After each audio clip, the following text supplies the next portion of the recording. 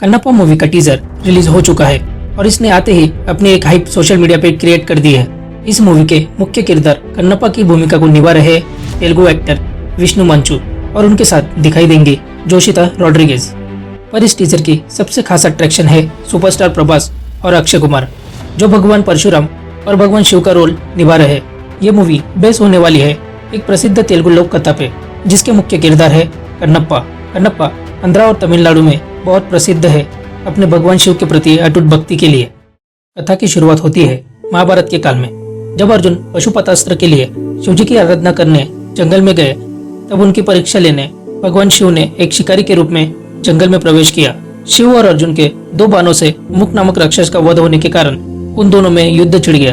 तब अर्जुन से प्रभावित होकर शिवजी ने उन्हें पशुपतास्त्र प्रदान किया और उसी के साथ कथा के अनुसार शिवजी ने अर्जुन को अपने सबसे बड़े भक्त के रूप में जन्म लेने का आशीर्वाद भी दिया और इसीलिए अर्जुन ने कलयुग में कन्नप्पा के रूप में जन्म लिया। कन्नप्पा का जन्म एक शिकारी परिवार में श्री कालहस्ती के पास उड़प्पुरा में हुआ, जो आज के आंध्र प्रदेश राज्य में आता है। कन्नप्पा का परिवार बोया जनजाति से था, जो अपने शिकार कौशल के लिए जाना जाता था। एक दिन कन्नप्पा को शिकार करते समय जंगल में एक शिवलिंग मिला और उसे देखते ही वो भगवान शिव के भक्ति में अरूढ़ हो गए। शिकारी जनजाति के होने के कारण कन्नप्पा को शिवजी की सही तरह से पूजा करने के बारे में पता नहीं था।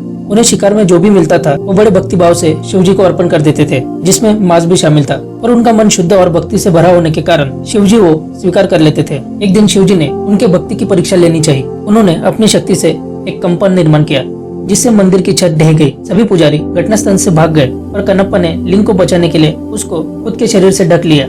इसीलिए उनको धीरा यानी बहादुर भी कहने लगे। धीरा ने देखा कि शिवलिंग की आंख से खून बह रहा है।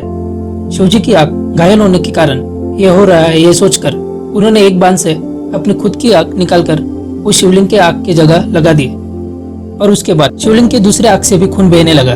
इसलिए कन्नप्पा ने सोचा अब वो अपनी दूसरी आंख भी अर्पण कर देंगे। पर दूसरी आंख निकालने पे अंध होने के बाद वो सही जगह पे आंख कैसे लगाएंगे, ये सोचकर उन्होंने वो जगह चिन्हित करने के लिए वहां पर अपने दाहिने पैर का अंगूठा लगा दिया।